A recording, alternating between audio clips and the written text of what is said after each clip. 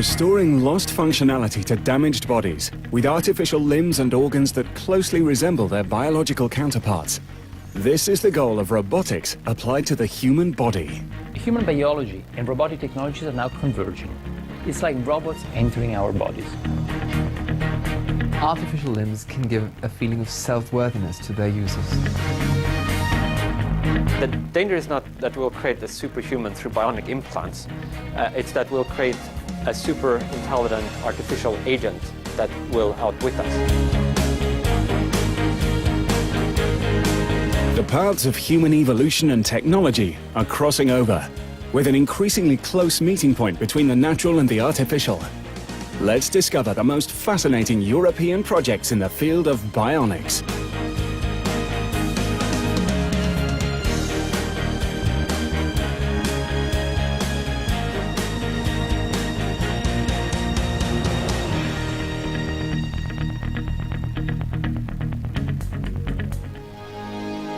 From brains to eyes, from hands to legs, deep down to the internal organs, implants, prostheses and rehabilitation are all entering a new era that might create an entirely new type of human being. The Bionic Man. Mankind has long tried to counteract disabilities caused by genetics, illness or accidents with the use of artificial limbs. The earliest examples, made from wood, date all the way back to ancient Egypt. But today's materials and technologies are starting to generate extraordinary results, with a decisive contribution from robotics. What is particularly interesting here is that you see a convergence between the science of the natural and what Herbert Simon would have called the science of the artificial. Actually between two different types of worlds, with robots really integrating with the humans and in this case with our own bodies. They can be particularly important, especially if you think about people who lost part of their limbs or their bodies in war or in other difficult situations. When it comes to artificial robotic limbs, I think we're at a point now where we can see technology and biology converging in such a way that a certain paradigm shift might be possible. Paradigm shift with regard to a new industrial revolution, I think.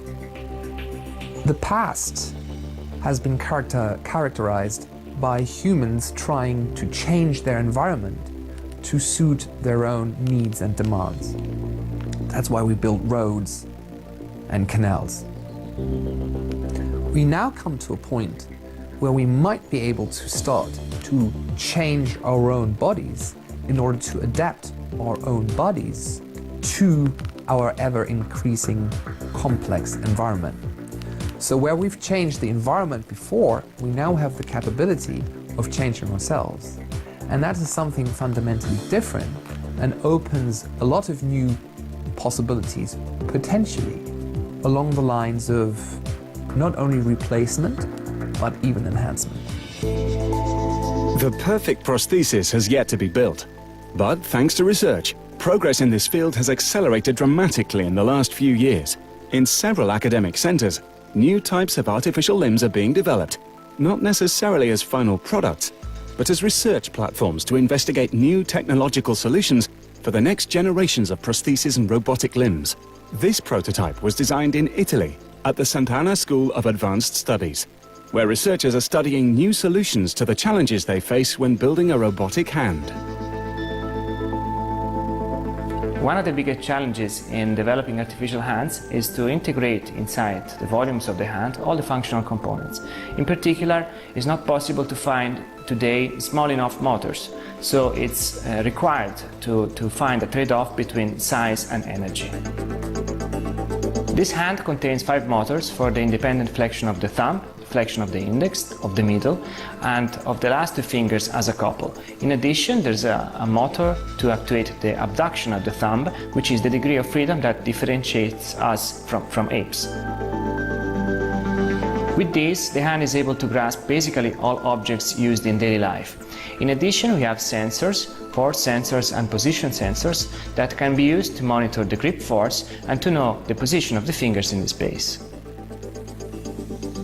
This hand is called Azzurra. It's aimed for research in the prosthetic and robotic field. Compared to the others in research, our hand is more robust, it's more compact, and it's more beautiful. Azzurra is a research platform and not a commercial product, but several advanced robotic limbs are already on the market. One of them is the iLimb Ultra, designed in Scotland by Touch Bionics, and already used by several thousand amputees the world over. The hand is designed to faithfully mimic the functionality of a real hand, and is easily controlled with no need for a surgical operation. The iLimb is controlled by two electrodes that sit on the surface of the skin and pick up muscle signals. The special thing about the iLimb is that all the fingers move and have built-in pressure sensors. So when you hold the mobile phone like this, the index finger realizes the touch of the phone, stops moving, whereas the small finger continues to move until it senses the phone. In this way, the hand forms an adaptive shape around the phone and holds it really, really firm. Oh yeah, and you can rotate the wrist a full 360.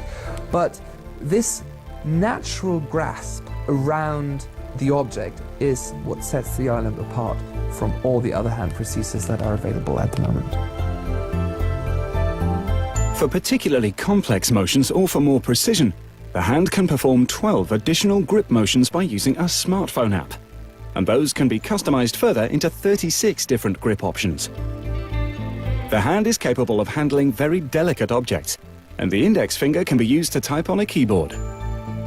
The 5 fingers are moved by independent motors, and the wrist can rotate 360 degrees. The hand is also designed to be aesthetically pleasing, something that is of no small importance for most users. I have used a lot of different hand prostheses over the course of my life. Before the iLimb, I was always very, very dissatisfied with them. Not so much because of their functionality. They could do a lot of things that would help me in my life, but because of the psychological consequences. These devices looked terrible. They were oozing a sense of 1970s awkwardness. I did my best to hide these awkward prostheses with their fake flesh color. Now, when I got my first iLimb, that changed dramatically, because for the first time, not only did I have a prosthesis that could do much more things than the old ones, but for the first time I had a prosthesis where I thought that it looks cool. It took away the sense of shame, and it changed how people approached me. It used to be, shh, or poor boy, people were feeling pity. And now people meet me with interests, especially kids come running and say, wow, that's cool. And because it changes how people interact with you, it changes how you feel about yourself. So to that regard, an advanced artificial limb like this can tremendously change your quality of life for the better.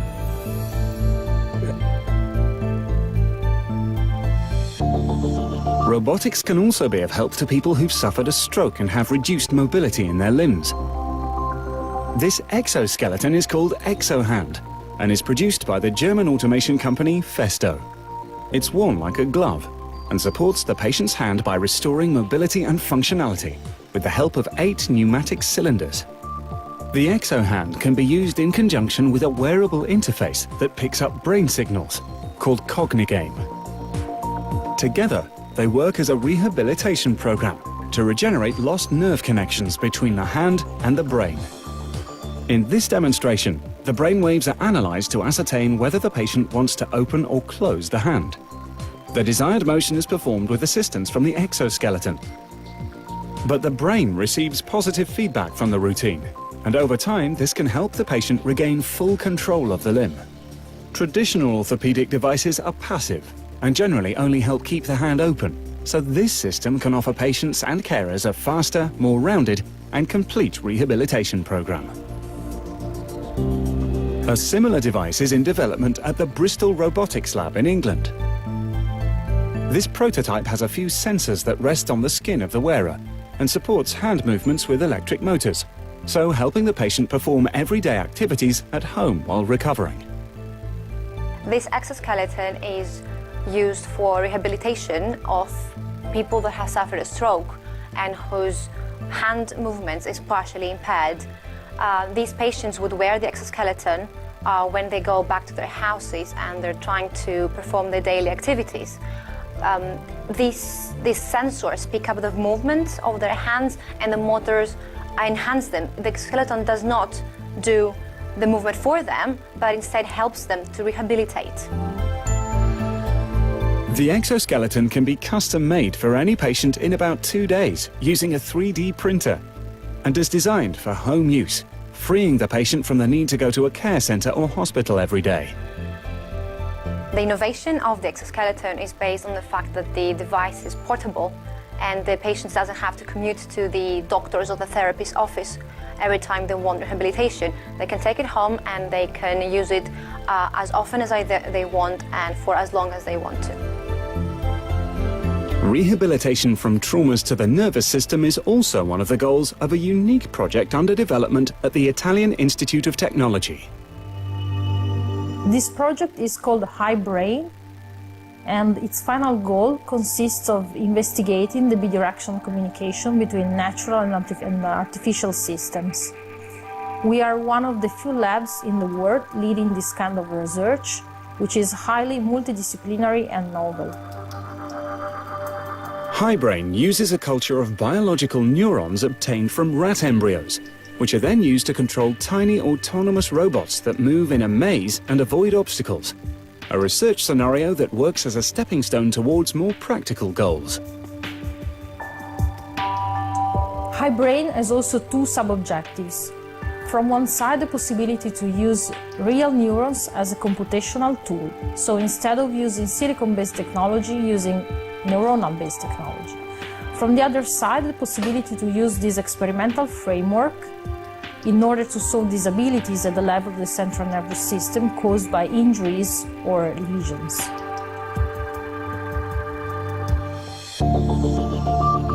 The natural and the artificial find another meeting point in OnIris, a bionic retina also developed by IIT. It's designed to be implanted in patients suffering from diseases such as retinitis pigmentosa or macular degeneration, which can lead to blindness. But compared to other implantable artificial retinas, it boasts some very innovative features. We use organic semiconductors that are based on carbon, very different from silicon that is traditionally used in electronics. These materials have many properties. One, very important, is to interact with light. They are used as organic light-emitting diodes in TV screen or display for mobile phones. They are also used for photovoltaic conversion in photovoltaic cells, because they can absorb light and transform it into an electrical signal. These materials also have other important properties, like they are fully conformable, flexible, light, and also the technology is cheap. For this reason, we had the idea to use this material as a photovoltaic cell to replace damaged photoreceptor in the retina. Just as in photovoltaic cells, the organic polymers that make up the artificial retina are capable of producing an electric current when struck by light, so they effectively transform light into electricity. For this reason, there's no need for an external battery, because the retina produces its own power, and it does so using organic materials, which are highly biocompatible. OnIris also does away with the need for an external microcamera to capture images and subsequently send them to an onboard computer for processing. It can in fact stimulate the neurons directly, and it does not produce excess heat, resulting in a highly versatile solution. Its functionality has already been demonstrated with rats, and experimentation on human subjects will begin shortly. What are we expecting from the implant, the future implant of such organic prostheses in patients? First of all, the rescue of light sensitivity and the ability to distinguish light and shade. But more optimistically, we hope that the patient will be able to recognize also big objects, like the shape of a door, that will improve the condition of their daily life. The converging mix of different disciplines and branches of science that makes up robotics could then become a very potent formula for the creation of new revolutionary prostheses.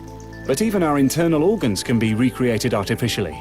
Carmat, a French company founded by a cardiologist, is a leading force in the design and construction of artificial hearts. Cardiovascular diseases are the primary cause of death across the world. And in many instances, the only way to save a life is through a transplant. But organ availability is scarce, and transporting them is a very delicate and difficult endeavor. That's why a robotic heart could be a brilliant solution to one of the planet's most pressing medical needs. Pacemakers, defibrillators, and other types of cardiac implants have been used for decades now, and some kinds of artificial hearts already exist, even though they're used for very short periods, usually a few months while waiting for a transplant. This bionic heart could last up to 5 years because it uses biological membranes made with bovine tissue that do not damage the blood and prevent the formation of clots. Furthermore, this heart is the first with the ability to self-regulate. Unlike current devices, it can vary the blood flow based on the patient's activity, thanks to an array of sensors housed in its electronic components. The heart has already been implanted on a patient, a 75-year-old Frenchman who was suffering from terminal heart failure. He responded well to the operation, but subsequently passed away 75 days after it. In its current form, the device is still a prototype. It's larger than a human heart, which makes it implantable in about 80% of men and only 20% of women. It's also 3 times heavier and requires external power, in the form of a battery pack that must be worn like a belt. According to Carmat's estimates, once the device has been refined, the number of patients that receive an artificial heart could leap from the current 4,000 to potentially more than 125,000 a year. Robotic systems can not only be implanted, but also worn. NeuroExos is an example of wearable robotics. It's been developed at the Sant'Anna School of Advanced Studies, and it's designed for the rehabilitation of the elbow.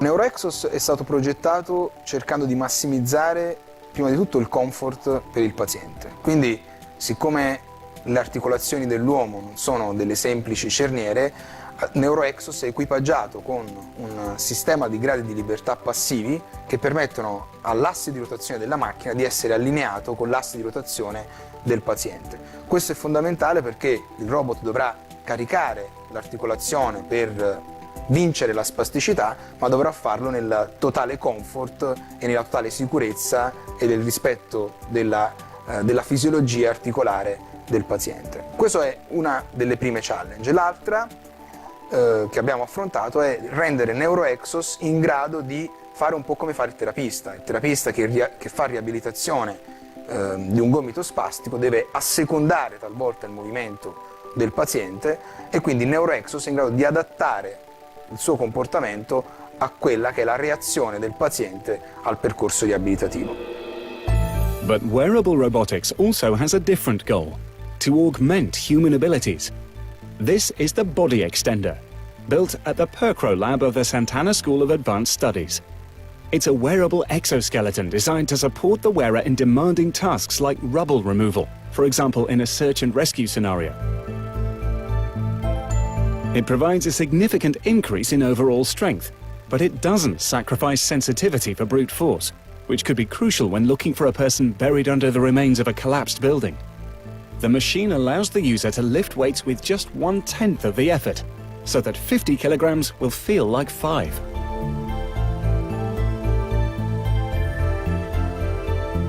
Wearable exoskeletons aimed at healthy individuals are not all about superhuman strength, though. This one, designed at the Swiss Federal Institute of Technology in Zurich, is called Chairless Chair. And it offers relief to workers who need to stand for several hours on end. The idea of the chairless chair came to me because I used to work in a factory packing deodorant boxes, and I realized that loads of workers actually have to stand up for hours on end without any breaks, maybe 15-minute breaks. That's not enough for a worker to actually relax their muscles. And this tends to cause a lot of distress on your muscle system and your musculoskeletal system itself, on your knees. And I thought the reason why they don't have chairs is because they don't want to, waste the space by putting chairs in there.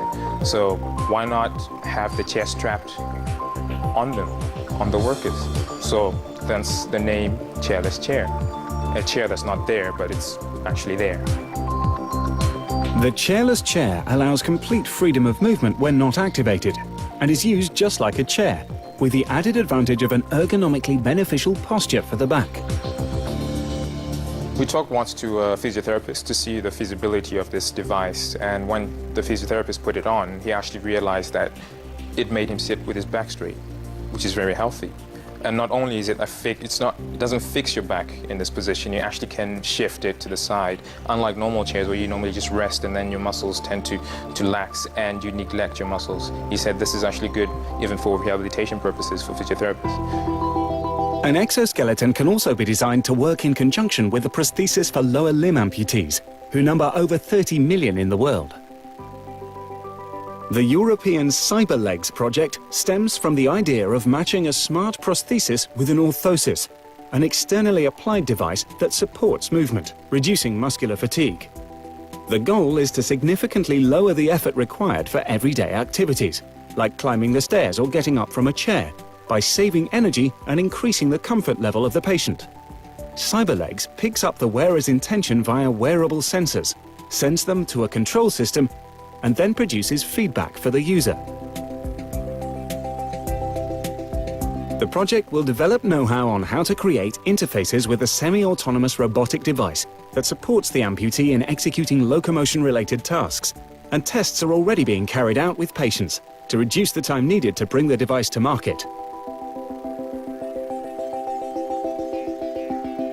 Equally innovative is the Mindwalker exoskeleton, a European research project that has been tested in several labs, including the Santa Lucia Foundation in Rome.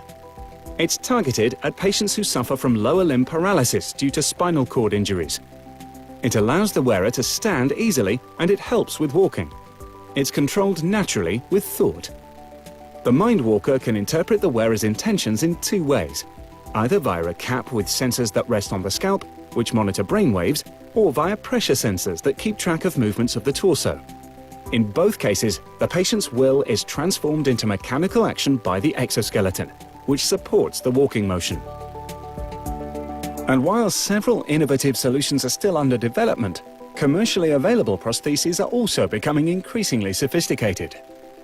One of the most advanced in the world is the C-Leg, made by German manufacturer Ottobock.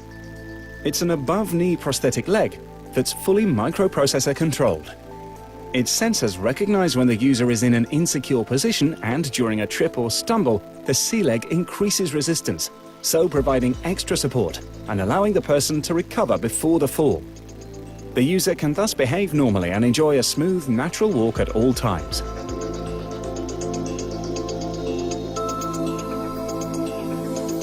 The device is composed of nearly 500 individual components, each one marked with a serial number that can be used to track its origin.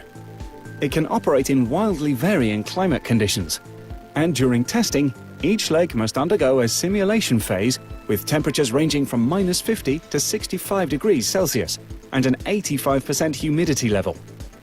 The robustness of the mechanical components is tested via thousands of simulated steps under a load of 130 kilograms.